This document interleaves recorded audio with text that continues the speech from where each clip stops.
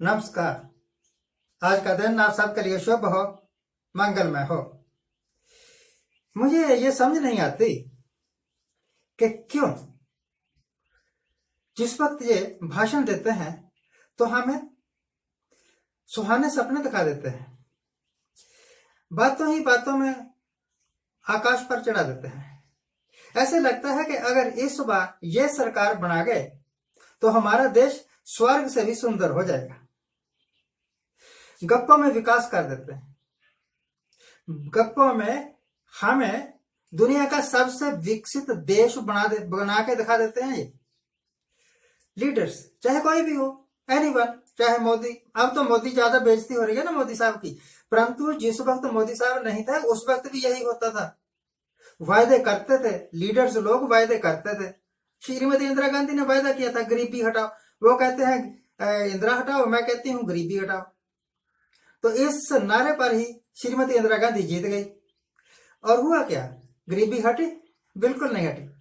आजकल ये सरकार, मोदी सरकार, जो कार्यक्रम चला रही है ना, गरीबों को घर देने का, प्रधानमंत्री आवास योजना, ये एक्चुअली श्रीमती इंदिरा गांधी की योजना थी। उसने, श्रीमती इंदिरा गांधी ने 20 सूत्रीय कार्यक्रम में यह योजना भी रखी थी। उस वक्त सरकार के द्वारा 2000 रुपए दिए जाते थे। उस वक्त 2000 रुपए में भी कुछ ना कुछ मकान बन जाता था। अब 2 लाख रुपए लगते हैं। देखो प्राइस इंडेक्स कितना बदल गया। उस वक्त 2000 रुपए मिलते थे और मकान बन जाता था।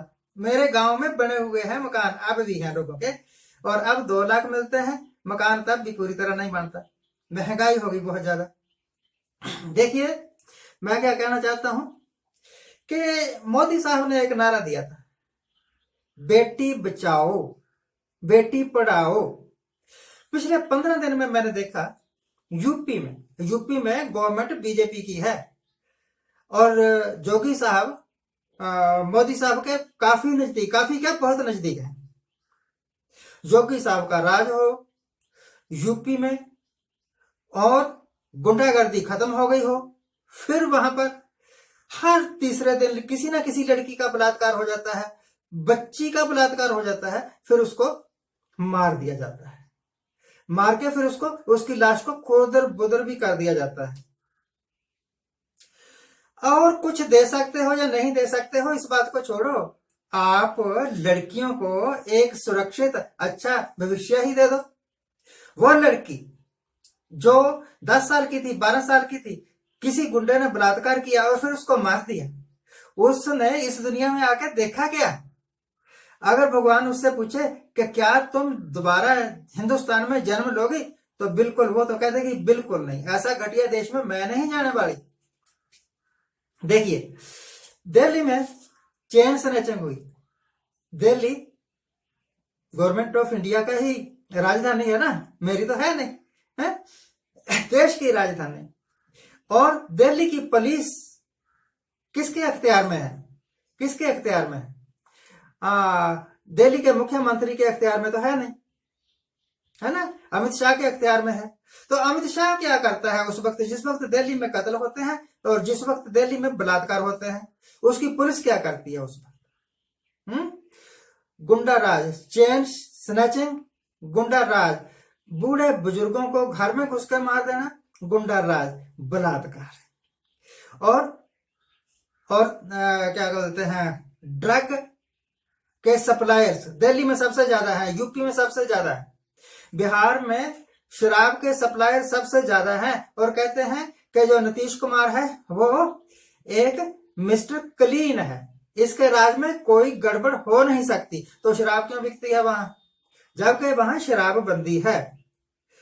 कत्लोगार्त इस बीजेपी की गवर्नमेंट में सबसे ज्यादा है, चेन स्नैचिंग की घटनाएं सबसे ज्यादा है, गुंडागर्दी सबसे ज्यादा है, और क्या बोलते हैं, ड्रग एडिक्शन सबसे ज्यादा है। गैर कानूनी धंधे जितने भी हैं इस देश में पनप रहे हैं। हिमाचल में, जहां मैं खड़ा हूं, इसके 10 किलोमीटर के अंदर कम से कम 5 ड्रग सप्लाई करने वाले डीलर्स हैं। सरकार को पता है, पुलिस को पता है, पुलिस हफ्ता लेके चली जाती है, कुछ नहीं करती। इसी तरह बिहार में जो ड्रग सप्लाई हो रहा है, शराब की सप्लाई हो रही है, उसमें आप क्या समझते हैं? सरकार का हाथ है नहीं है? उसमें आप क्या समझते हैं कि लोकल पुलिस को नहीं पता? सब पता है। ड्रग या शराब या कत्लोगार्त या गुंडागर्दी, ये अब लॉ एंड ऑर्डर की समस्या नहीं रह गई है। अब ये लीडर्स की, या आप समझो लीडर्स, एमएलए एमपी जैसे लोग, डॉन टाइप के लोग, उनकी आमदनी का साधन बन गई है। एक नई इंडस्ट्री, एक नया उद्योग है ये। आप क्या समझते हैं? जिस वक्त इलेक्शन होते हैं तब बहुत बड़े बड़े वायदे करते हैं। मैं तो कहता हूं आप कोई भी वायदा पूरा ना करिए।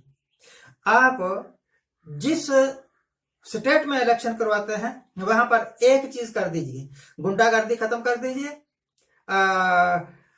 नशीली दवाइयां या शराब, ये धंधे खत्म कर दीजिए, और थोड़ा बहुत लोगों को रोजगार दे दीजिए। बस इससे लोग अपना विकास खुद कर लेंगे। कहने का तो आप कहते हैं कि हमारा हिंदुस्तान विकास की बुलंदियां छू रहा है। अभी कल ही प्रधानमंत्री साहब बोल रहे थे कि हिंदुस्तान ने एक जो वैक्सीन डेवलप की है, तो हिंदुस्तान दुनिया के 3 बड़े डेवलप्ड कंट्रीज में आ गया है, सिर्फ वैक्सीन जो है ना वो खोजने के बाद। और बाकी चीजें कौन खोजेगा? बाकी चीजें कौन खोजेगा? है मिसाइल बनाओ, रॉकेट बनाओ, साइंस को डेवलप करो, इंडस्ट्री को डेवलप करो, लोगों उद्योग धंधों को डेवलप करो, ये सारे करो। कहने को तो इन्होंने 5 ट्रिलियन इकोनॉमी बना दी है। यूपी वाला रोज कहता है कि हमारी यूपी की इकोनॉमी 3 ट्रिलियन इकोनॉमी है। वहां जाके देखो, ज्यादा करके गांवों में पीने का पानी मुहैया नहीं है, सड़कें मुहैया नहीं है। तो गप्पों से नहीं, हकीकत से कुछ होता है। हकीकत से रूबरू करवाना ही मेरा काम है, और मैं करवा रहा हूं। हिमाचल की बहुत सारे ऐसे इलाके हैं जहां पर अभी तक सड़क नहीं है, पीने का पानी नहीं है। तो सरकार जी, आंखें खोलिए, कान खोलिए, लोगों की बात सुनिए। ये जो किसान बैठे हुए आंदोलन कर रहे हैं ना, वो बेवकूफ नहीं है, वो सही हैं।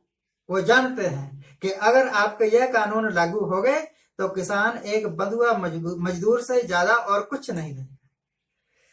हाँ, आज के लिए इतना ही। आज जिनका जन्मदिन है उनको हैप्पी बर्थडे। आज जिनकी मैरिज एनिवर्सरी है उनको बहुत बहुत शुभकामनाएं। सदा सुखी रहिए, आनंद प्रसन्न रहिए।